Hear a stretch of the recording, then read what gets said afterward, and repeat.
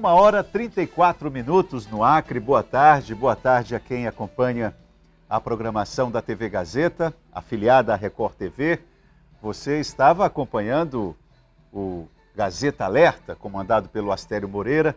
Agora você está conosco aqui no Gazeta Entrevista.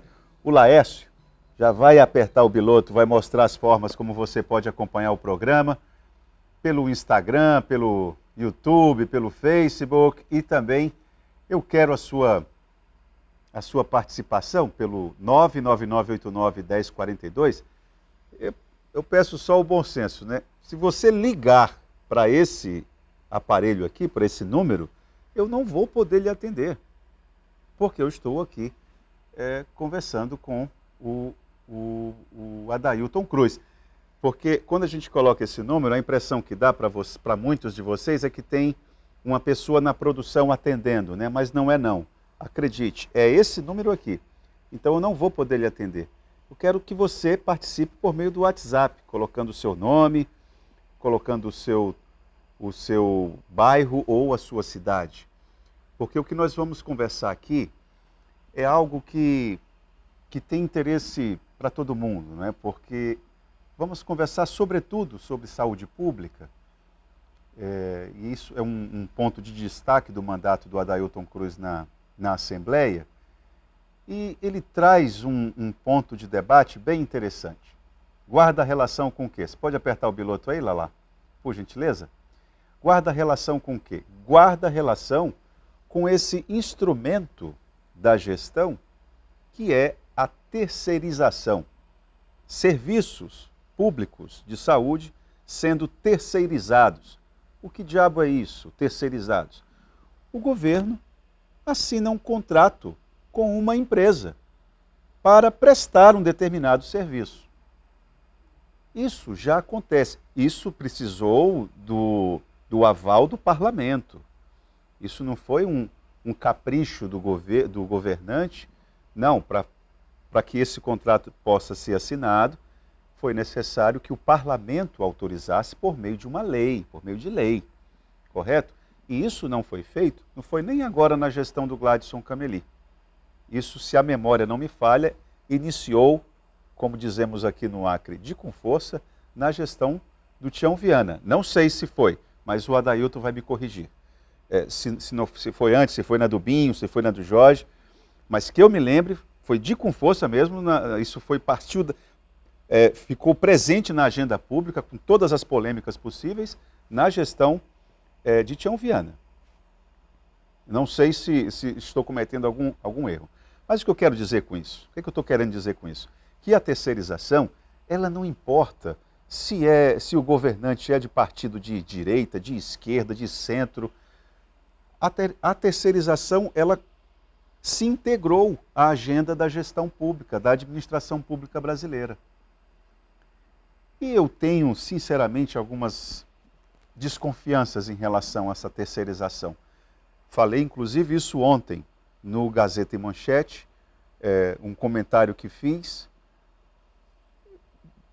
Para mim é muito claro, falar em terceirização é privatizar o Sistema Único de Saúde.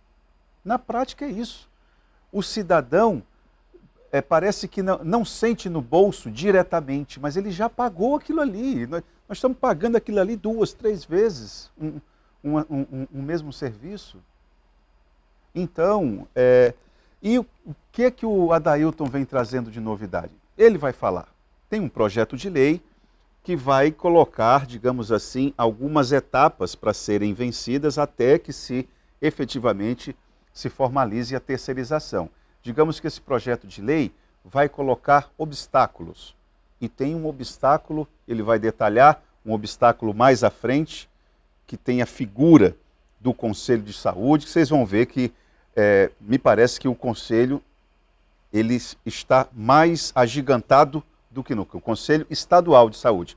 Mas vamos lá. Boa tarde, Adailton. Seja bem-vindo ao Gazeta Entrevista. Boa tarde, Itaam. Boa tarde à população do nosso estado. Mais uma vez agradeço a oportunidade de estar aqui na TV Gazeta e participando desse programa aqui. Além do serviço de relevância pública, a gente tem a oportunidade de estar colocando aqui para a sociedade o que está acontecendo específico na Assembleia, na área de saúde. E nós estamos aqui hoje para trazer mais informações acerca desse tema, que é um pouco polêmico e algumas situações preocupantes, que seria o avançar do processo de terceirização em saúde. Então é um prazer. Primeiro eu quero que você me corrija naquilo que eu tentei introduzir aqui. Estoiciza para a gente. Aqui no Acre, quem é que veio primeiro com essa questão da terceirização na agenda de governo? Realmente o processo de terceirização de governo, ele começou, deu os seus primeiros passos já no Estado, na época do Binho Marques. Do Binho? Do Mas Binho. está se referindo a paraestatal, não? A paraestatal foi um polêmica deles, também, né? mas alguns serviços mais alheios à área direta da assistência, como por exemplo o serviço de limpeza, a terceirização de empresa para fornecer profissionais para fazer a limpeza das unidades, começou dessa forma, mais distante.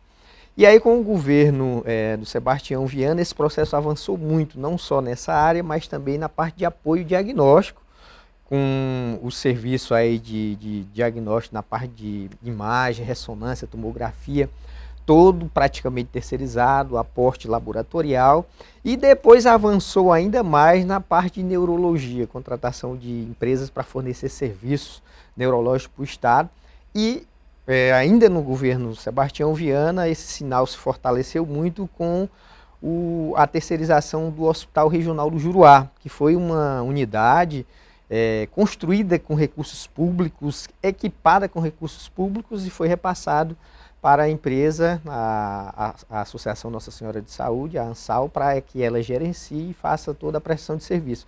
Uma forma de terceirização. Além disso, no próprio governo Sebastião Viana, ainda foi encaminhado para a Assembleia Legislativa um projeto de lei que visava formar um processo de pactuação entre SESACRE e as OS, Organizações Sociais, para que gerenciasse 100% dos serviços. Esse projeto não foi aprovado, na Assembleia ele foi rejeitado pela maioria, e a partir daí o governo do PT com Sebastião Viana finalizou, e o atual governo Gladys Camelim deu sequência a esse mesmo trabalho, infelizmente. Ampliou aí a terceirização na parte de traumatologia, terceirizou também o centro cirúrgico e a central de material da Fundação Hospitalar, terceirizou praticamente 80% do serviço de nefrologia. Hoje a assistência nefrológica aos pacientes que são renais, transplantados, pós-transplantados, ela é realizada quase que 80% pela iniciativa privada através do processo de terceirização. E esse processo continua crescendo. O governo, pelos passos que se faz, ele pretende encaminhar todo o serviço de gestão para a iniciativa privada. Nós temos hoje, além do que já era terceirizado lá no Juruá, as UPAs. A UPA do Juruá é 100% terceirizada, construída com recurso público, mas é uma iniciativa privada que gerencia. E esses processos nos preocupam, porque o controle sobre esses recursos, sobre o serviço prestado, ele é muito polêmico, mas muito ele frágil. Não traz agilidade? Qual é o ponto positivo da terceirização? É a agilidade na gestão?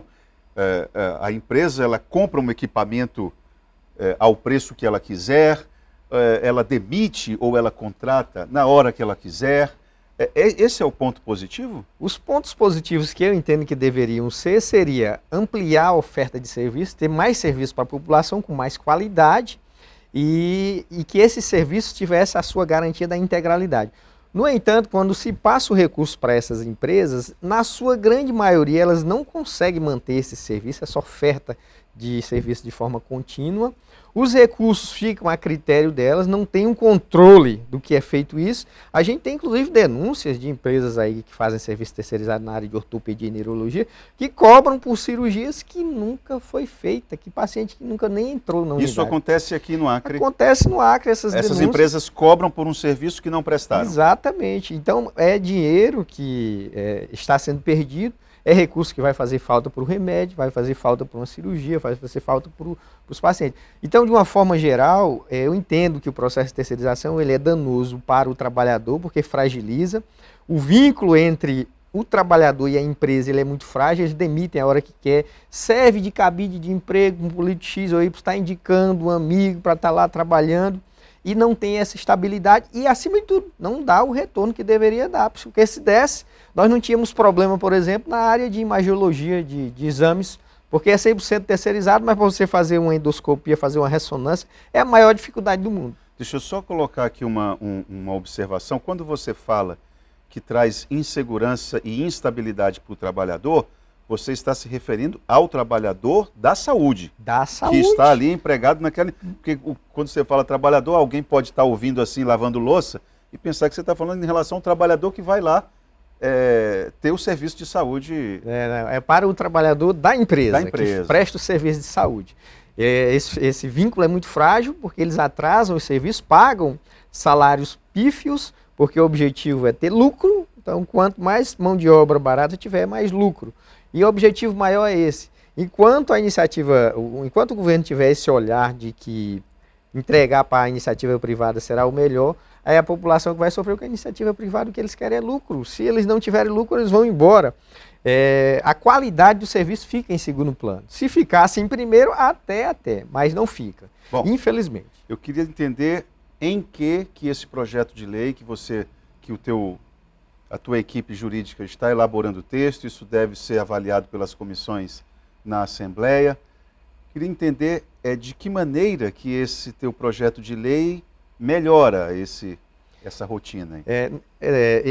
Esse nosso projeto de lei, ele surgiu justamente de uma conversa que nós tivemos com o próprio Ministério Público, porque, de fato, não é ilegal terceirizar.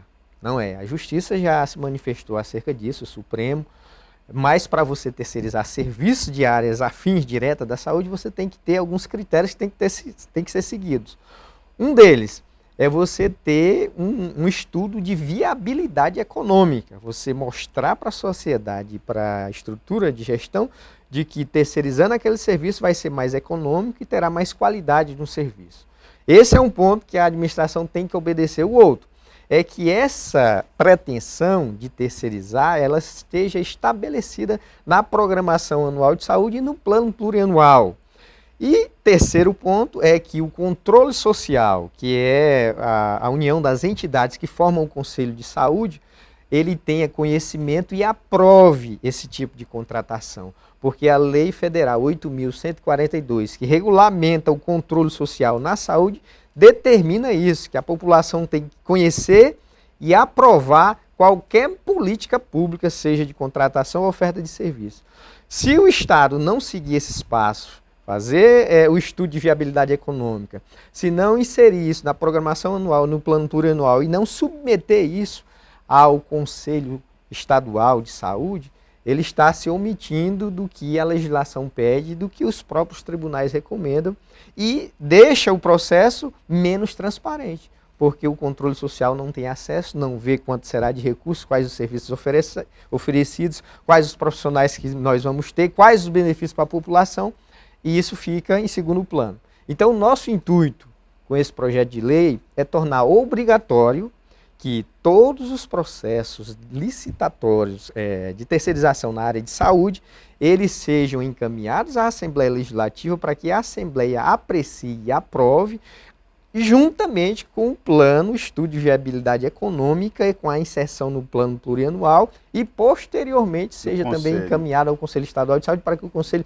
se manifeste sobre a realização ou não desse tipo de serviço. Então, pelo que eu estou percebendo, tem duas escadinhas de natureza política e tem uma escadinha de natureza técnica, digamos. Porque a escadinha o degrau de natureza técnica é estar inserido no plano plurianual, então isso aí tem que ter orçamento previsto, né? Sim. Então, se eu sou governador e quero terceirizar a empresa, uma determinada empresa, eu não posso fazer isso a toque de caixa, eu tenho que prever isso no orçamento do ano seguinte. Exatamente. Não é isso? Exatamente. Então, isso aí é, digamos, um degrau técnico. Uhum. E os dois degraus políticos, a própria Assembleia Legislativa e o Conselho de Saúde. O Conselho lá, juntamente com os representantes dos usuários do serviço de saúde, vão analisar de forma mais objetiva a proposta e apreciar, votar se aceita ou não. Nós não vamos estar inviabilizando ou impedindo a terceirização, mas nós vamos estar garantindo que todo o processo de terceirização tenha o devido conhecimento, com o devido embasamento legal, e caberá aos entes, aí o Conselho Estadual e a própria Assembleia, aprovar. Se aprovar, mesmo a minha pessoa, a Dailton Cruz, sendo contra, mas se eles aprovarem, a gente vai ter que acatar. Inclusive se vier com o referendo do Conselho, porque o Conselho aí, nesse caso, ele reforça o entendimento da Assembleia. Por exemplo, pode ser que a terceirização passe pela Assembleia Legislativa, mas seja brecado no Conselho, não é? No Conselho. No caso ali, são os movimentos sociais, a participação popular, enfim, está tudo representado ali. Na Assembleia nós teríamos essa avaliação técnica e política, sendo aprovado, se encaminha para o Conselho Estadual de Saúde, e lá quem realmente precisa dos serviços, que sabe a realidade, vai ver o que está lá e ver se contempla. Contemplou, aprovou, não contemplou, para ali o processo. A briga vai ser boa. Estou querendo saber como é que o Conselho Estadual de Saúde está preparado para essa responsabilidade, né? A cena não é fácil. Vamos para o intervalo e já voltamos com o Gazeta Entrevista.